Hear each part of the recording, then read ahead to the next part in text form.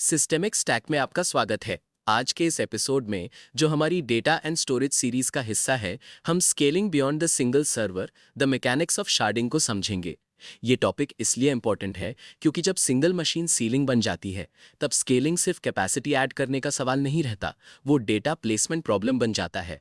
Shard की का choice, hotspots, query fan out, rebalancing pain और क्रॉस शार्ड ऑपरेशंस की कम्प्लेक्सिटी को डायरेक्टली अफेक्ट करता है। इंटरव्यूज में शार्डिंग इसलिए पसंद किया जाता है क्योंकि ये रिवील करता है कि किसी को हॉरिजॉन्टल स्केल का हिडन कॉस्ट समझ में है या नहीं, इसलिए इसकी वैल्यू स्पेसिफिक है। शार्डिंग सही समझ में आए तो data distribution, tenant placement, hotspot mitigation और पार्टीशन डेटा सेट के ट्रेड ऑफ्स को कॉन्फिडेंटली एक्सप्लेन किया जा सकता है। सबसे पहले हम introduction to horizontal partitioning, sharding strategies, range, hash geo, shard keys and routing, handling data skew and hotspots, operations, joins and resharding, architectural trade offs को समझेंगे और उसके बाद डीपर इंजीनियरिंग ट्रेड ऑफ्स पर जाएंगे। एंड तक आपके पास scaling beyond the single server, the mechanics of sharding के आर्किटेक्चर, ऑपरेशनल मैकेनिक्स और इंपॉर्टेंट डिजाइन डिसीजंस का एक क्लियर रोड मैप होगा। शुरू करने के लिए हमें सबसे बेसिक प्रॉब्लम को समझना होगा। क्या होता है जब हमारी डेटाबेस टेबल इतनी बड़ी हो जाती है कि वो एक मशीन पर फिट ही नहीं होती? आप सोच रहे होंगे कि अगर एक टेबल कॉन्सेप्चुअली रिकॉर्ड्स की एक ही लिस्ट है तो हम उसे एप्लीकेशन की डेटा ढूंढने की एबिलिटी को बिना खराब किए कैसे तोड़ सकते हैं। यही हॉरिजॉन्टल पार्टिशनिंग का कोर है। वर्टिकल स्केलिंग के उल्टा, जहां हम सिर्फ एक ही मशीन में ज्यादा रैम या सीपीयू जोड़ते रहते हैं, हॉरिजॉन्टल पार्टिशनिंग में हम उन रोज को लेते हैं और उन्हें अलग अलग डेटाबेसेस में फैला देते हैं जिन्हें हम शार्ड्स कहते हैं। इसे एक ऐसी लाइब्रेरी की तरह समझिए जो एक कमरे के लिए बहुत बड़ी हो गई है। एक ऊंचा कमरा बनाने के बजाय आप 10 छोटे कमरे खोलते हैं और एक स्पेसिफिक रूल के बेसिस पर डिसाइड करते हैं कि कौन सी किताबें किस कमरे में जाएंगी। ये रूल हमारा पार्टिशनिंग लॉजिक है और ये हमारी हर चर्चा का बेस है, क्योंकि यही डिसाइड करता है कि हम लोड को कैसे बैलेंस करेंगे और बाद में डेटा कहाँ ढूंढेंगे। एक बार जब हम समझ जाते हैं कि हम डेटा को स्प्लिट कर रहे हैं तो असली सवाल ये आता है कि हर इंफॉर्मेशन ठीक किस जगह जाएगी। ये तय करने के लिए हमें कौन सा लॉजिक इस्तेमाल करना चाहिए। इसे करने का सबसे इंट्यूटिव तरीका वो है जिसे हम रेंज बेस्ड शार्डिंग कहते हैं। इमेजिन कीजिए कि हमारी लाइब्रेरी बुक्स को ऑथर के लास्ट नेम के पहले लेटर के हिसाब से ऑर्गेनाइज करती है। ए से एफ तक के नाम सर्वर 1 पर जाते हैं, जी से एम सर्वर 2 पर और इसी तरह। ये अप्रोच काफी पावरफुल है क्योंकि इसे समझना बहुत आसान है और ये कुछ खास तरह के कामों को, जैसे कि किसी स्पेसिफिक अल्फाबेटिकल रेंज में ऑथर्स को ढूंढना, बहुत तेज बना देता है क्योंकि आपको ठीक पता होता है कि किस सर्वर पर जाना है।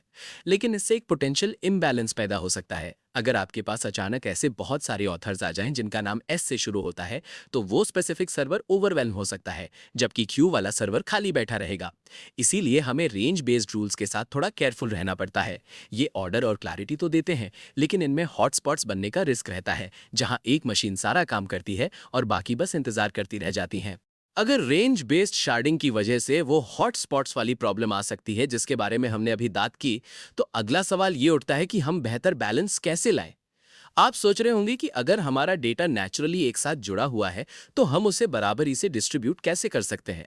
असली बात यह है कि हमें डेटा के मतलब को छोड़कर उसके डिस्ट्रीब्यूशन के मैथ पर ध्यान देना होगा, और यही काम आती है हैश बेस्ड शार्डिंग। इसमें हम डेटा को रेंज के हिसाब से ग्रुप करने के बजाय एक यूनिक की लेते हैं, जैसे कि कोई यूजर नेम, और उसे एक मैथमेटिकल फंक्शन से गुजारते हैं जिसे हैश कहते हैं। ये फंक्शन एक खास नंबर जनरेट करता है जिससे ये पता चलता है कि डेटा किस सर्वर पर जाएगा।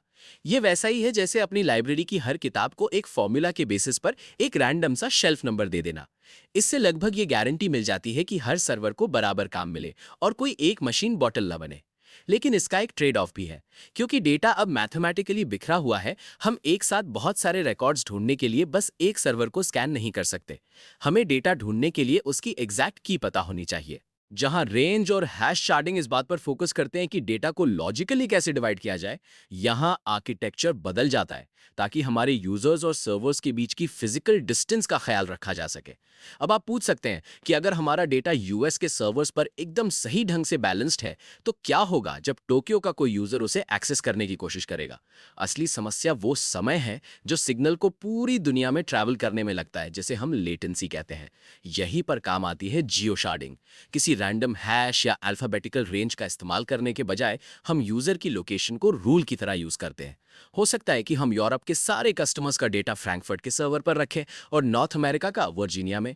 इससे ये पक्का हो जाता है कि डेटा यूजर के जितना हो सके उतना करीब रहे, जिससे एप्लीकेशंस बहुत ही स्नैपी और तेज महसूस होती हैं। हालांकि इसमें कॉम्प्लेक्सिटी भी है।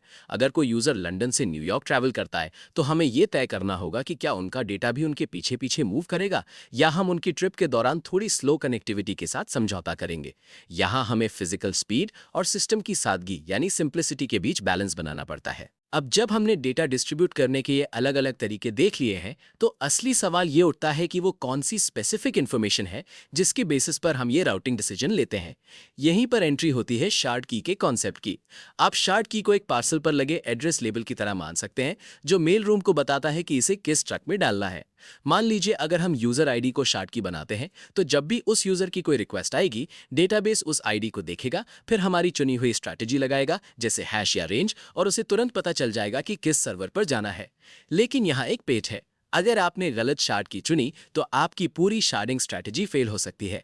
अगर आप ऐसी की चुनते हैं जो आपकी कॉमन क्वेरीज में इस्तेमाल ही नहीं होती, तो डेटाबेस को एक छोटा सा रिकॉर्ड ढूंढने के लिए भी हर शार्ड को छानना पड़ेगा, और इसी चीज को तो हम अवॉइड करना चाहते हैं।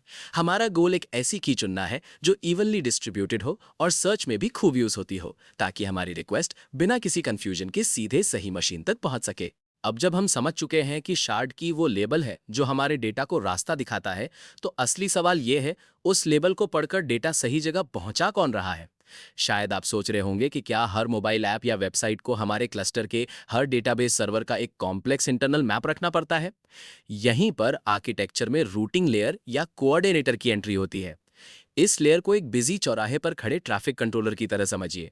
जब यूजर की तरफ से कोई रिक्वेस्ट आती है, तो वो सीधे शार्ड के पास नहीं जाती, बल्कि वो पहले इस रूटिंग लेयर से टकराती है। राउटर शार्ड की को देखता है, उस पर लॉजिक लगाता है, चाहे वो रेंज चेक करना हो, हैश कैलकुलेट करना हो या जियोग्राफिक लोकेशन देखना हो, और फिर उस रिक्वेस्ट को सही फिजिकल सर्वर पर फॉरवर्ड कर देता है। इस इंटरमीडियरी का इस्तेमाल करके हम ये पक्का करते हैं कि एप्लीकेशन खुद सिंपल रहे और उसे पीछे चल रहे सैकड़ों सर्वर्स की उलझन की चिंता ना करनी पड़े।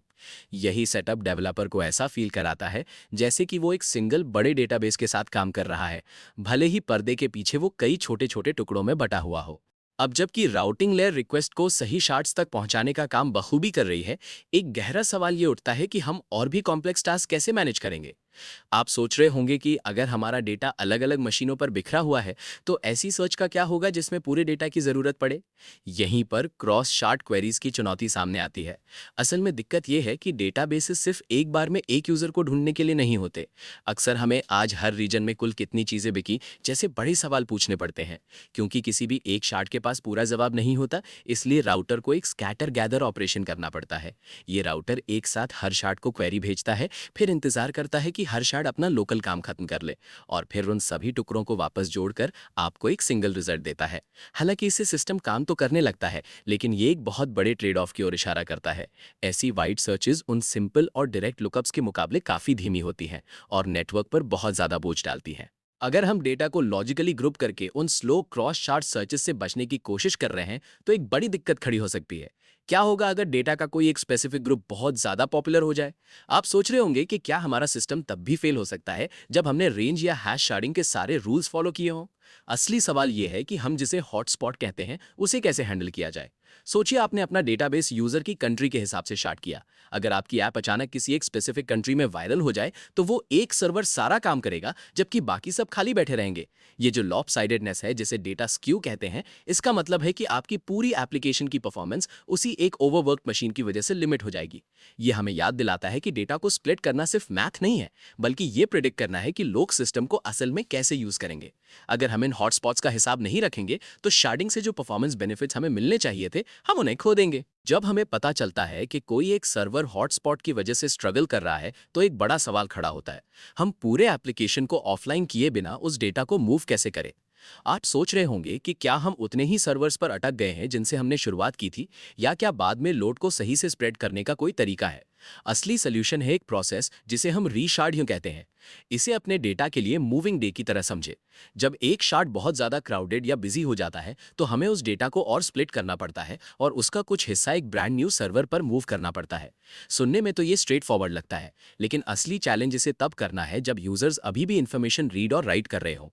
रीशार्डिंग ग्रोथ को हैंडल करने के लिए सिस्टम को डायनामिकली एडजस्ट करने का तरीका है, ताकि कोई भी एक मशीन सिर्फ इसलिए ओवरवेल्म ना रहे क्योंकि उस पर कोई पॉपुलर डेटा स्टोर हो गया है। अब जब हमने देख लिया है कि रीशार्डिंग के दौरान डेटा को कैसे मूव या स्प्लिट किया जाता है, तो एक बड़ा सवाल खड़ा होता है। जब हमारा डेटा अलग अलग सर्वर्स पर चला जाता है तो उनके बीच के रिलेशनशिप्स का क्या होता है। आप सोच रहे होंगे कि क्या हम अभी भी एक कस्टमर की प्रोफाइल को उनके ऑर्डर्स के लिस्ट से आसानी से लिंक कर सकते हैं अगर वो दोनों जानकारी अब एक ही जगह पर नहीं है। असल सवाल ये है कि हम जॉइंस को कैसे हैंडल करते हैं, जो डेटाबेसेस में रिलेटेड इंफॉर्मेशन को जोड़ने का स्टैंडर्ड तरीका है। एक सिंपल डेटाबेस में यह आसान होता है क्योंकि सब कुछ एक ही डिस्क पर होता है, लेकिन एक शार्डेड आर्किटेक्चर में कस्टमर का नाम सर्वर ए पर हो सकता है जबकि उनकी ऑर्डर हिस्ट्री सर्वर सी पर। यहीं पर आर्किटेक्चर काफी बदल जाता है क्योंकि नेटवर्क के पार ज्वाइन करना बहुत ही स्लो और कॉम्प्लेक्स होता है।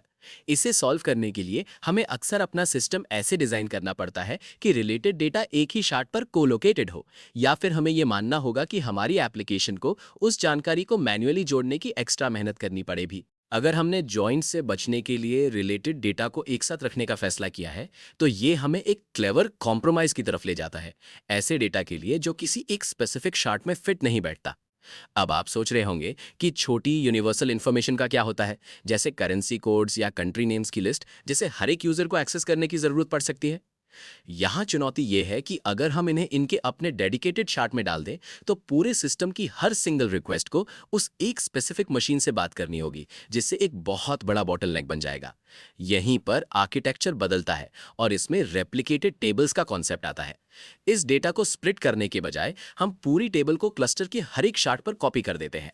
चूंकि ये टेबल्स आमतौर पर बहुत छोटी होती हैं और अक्सर बदलती नहीं हैं, इसलिए इन्हें कॉपी करने की कॉस्ट जानकारी के लिए बार बार किसी दूसरे सर्वर से पूछने की कॉस्ट से बहुत कम होती है। ये बिल्कुल वैसा ही है जैसे हर वर्कर को एम्प्लॉय हैंडबुक की अपनी कॉपी दे दी जाए, बजाय इसके कि उन सब को एक ही ऑफिस में जाकर एक लौती फिजिकल कॉपी करने के लिए मजबूर किया जाए। हर शार्ड पर छोटी टेबल्स रखने से स्पीड तो बढ़ती है, लेकिन यहाँ एक बड़ी दिक्कत यह आ सकती है कि कहीं यूजर और सर्वर के बीच की फिजिकल डिस्टेंस ही असली बॉटलनेक तो नहीं बन रही। आप सोच रहे होंगे कि क्या यह सही है कि लंदन के किसी यूजर को अपना डेटा कैलिफोर्निया के सर्वर से आने जाने के लिए इंतजार करना पड़े। यहीं पर आर्किटेक्चर में बदलाव आता है, जिसे हम जियो शार्डिंग कहते हैं। इसमें डेटा कहाँ स्टोर होगा यह तय करने के लिए हम सिर्फ रैंडम आईडी या हैश का इस्तेमाल नहीं करते, बल्कि यूजर की फिजिकल लोकेशन को प्राइमरी फैक्टर मानते हैं। यूरोप के यूजर्स के लिए यूरोप के डेटा सेंटर में और एशिया के यूजर्स के लिए एशिया में शार्ड रखकर हम रिक्वेस्ट ट्रैवल करने के समय को काफी कम कर देते हैं। अब ये सिर्फ लोड को स्प्लिट करने के बारे में नहीं है, बल्कि डेटा को सीधे यूजर तक पहुंचाने के बारे में है। ये स्ट्रैटेजी कंपनियों को उन लोकल लॉस को फॉलो करने में भी मदद करती है जो ये तय करते हैं कि पर्सनल डेटा कहां स्टोर होना चाहिए, जिससे ये परफॉर्मेंस और लीगल कंप्लायंस दोनों के लिए पावरफुल टूल बन जाता है। स्पीड के लिए जियो शार्ड्स का एक ग्लोबल नेटवर्क बनाना सुनने में तो बहुत बढ़िया लगता है, लेकिन इससे एक बड़ा सवाल खड़ा होता है। आपके सिस्टम में जितने ज्यादा मूविंग पार्ट्स होंगे, गड़बड़ होने के चांसेस भी उतने ही बढ़ जाते हैं। आप शायद सोच रहे होंगे कि अगर हम अपना डेटा 10 अलग अलग सर्वर्स में बांट देते हैं तो क्या इसका मतलब ये नहीं कि हार्डवेयर फेलियर की वजह से सर्विस रुकने का खतरा भी 10 गुना बढ़ गया है। यहीं पर शार्डेड आर्किटेक्चर्स में ब्लास्ट रेडियस का कॉन्सेप्ट बहुत जरूरी हो जाता है। एक ट्रेडिशनल सिंगल सर्वर सेटअप में अगर वो एक सर्वर क्रैश हो जाए तो आपकी पूरी एप्लीकेशन हर एक यूजर के लिए ऑफलाइन हो जाती है, लेकिन एक शार्डेड सिस्टम में अगर एक शार्ट डाउन हो जाता है तो सिर्फ वही यूजर्स अफेक्ट होते हैं जो उस खास शार्ट से जुड़े हैं, जबकि बाकी के 90% यूजर्स बिना किसी परेशानी के काम करते रह सकते हैं। यहाँ तक कि उस छोटे से ग्रुप को भी आउटेज ना झेलनी पड़े, इसके लिए हम सिर्फ शार्डिंग ही नहीं करते बल्कि रेप्लिकेशन भी करते हैं। इसका मतलब है कि हर शार्ट की एक स्टैंड बाय कॉपी होती है जो मेन शार्ट के फेल होने पर तुरंत कमांड संभाल सकती है।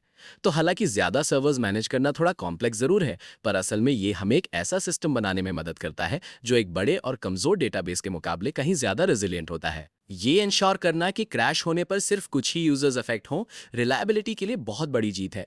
लेकिन इससे एक गहरा सवाल उठता है, क्या होगा जब एक सिंगल एक्शन की वजह से दो अलग अलग जगहों पर डेटा चेंज करना पड़े? आपको लग सकता है कि कहीं हम वो आयनक्लाइड गारंटी तो नहीं खो देंगे कि हमारा डेटाबेस हमेशा कंसिस्टेंट रहेगा। सेंसिटिव इन्फॉर्मेशन हैंडल करते समय ये एक बड़ी चिंता होती है। असली सवाल अब ये है कि हम शार्ड्स के बीच ट्रांजैक्शंस को मैनेज कैसे करते हैं। सोचिए एक सिंपल बैंकिंग ऐप के बारे में जहां आप अपने दोस्त को पैसे भेज रहे हैं। एक शार्डेड सिस्टम में आपका अकाउंट शायद शार्ड ए पर हो और आपके दोस्त का शार्ड बी पर।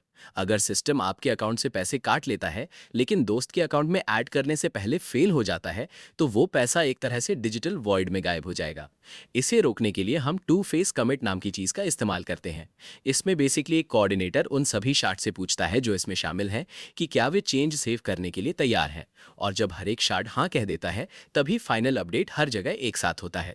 इस सारे कम्युनिकेशन की वजह से स्पीड में थोड़ा पेनल्टी तो आती है, लेकिन डेटा को कंसिस्टेंट रखने के लिए हमें ये कीमत चुकानी पड़ती है, भले ही वो मल्टीपल सर्वर्स पर फैला हुआ हो। भले ही हम अलग अलग सर्वर्स पर ट्रांजैक्शंस की कॉम्प्लेक्सिटी को हैंडल कर लें, लेकिन यहाँ एक गहरा सवाल आता है।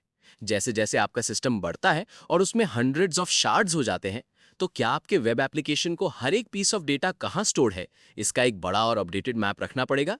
आप शायद सोच रहे होंगे कि क्या हर बार जब आप नया शार्ड ऐड करते हैं या डेटा इधर उधर मूव करते हैं तो आपको अपने एप्लीकेशन कोड को फिर से लिखना पड़ेगा। असली चैलेंज अब यह है कि इस शार्डेड सिस्टम को बाहर की दुनिया के लिए एक सिंगल यूनिफाइड डेटाबेस की तरह दिखाया जाए। यही काम आती है एक राउटिंग लेयर, जिसे अक्सर क्वेरी राउटर या प्रॉक्सी कहा जाता है। आपकी ऐप ये गेस करने के बजाय कि किस सर्वर से बात करनी है, अपनी हर रिक्वेस्ट इस राउटर को भेजती है। राउटर एक ट्रैफिक कंट्रोलर की तरह काम करता है। ये शार्डिंग की को देखता है, अपने इंटरनल मैप से सलाह लेता है और तुरंत रिक्वेस्ट को सही फिजिकल शार्ड पर फॉरवर्ड कर देता है। इस जानकारी को सेंट्रलाइज करने से आपका बाकी सॉफ्टवेयर सिंपल रहता है और राउटर ये सारा हैवी लिफ्टिंग संभाल लेता है कि किस यूजर का डेटा किस वक्त कहां रखा है। अब जबकि हमारे पास ट्रैफिक मैनेज करने के लिए एक राउटर है, तो एक बड़ी प्रॉब्लम सामने आती है। क्या होगा अगर हमारा डेटा उतनी बराबरी से डिस्ट्रीब्यूट नहीं हुआ जितना हमने सोचा था?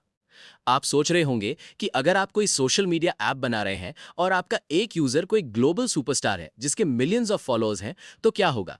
भले ही आपका राउटर ट्रैफिक को परफेक्टली डायरेक्ट कर रहा हो, लेकिन अगर उस एक सुपरस्टार को ढूंढने वाला हर इंसान एक ही फिजिकल सर्वर पर भेजा जाता है, तो वो शार्ड क्रैश कर जाएगा, जबकि बाकी शार्ड्स खाली बैठे रहेंगे।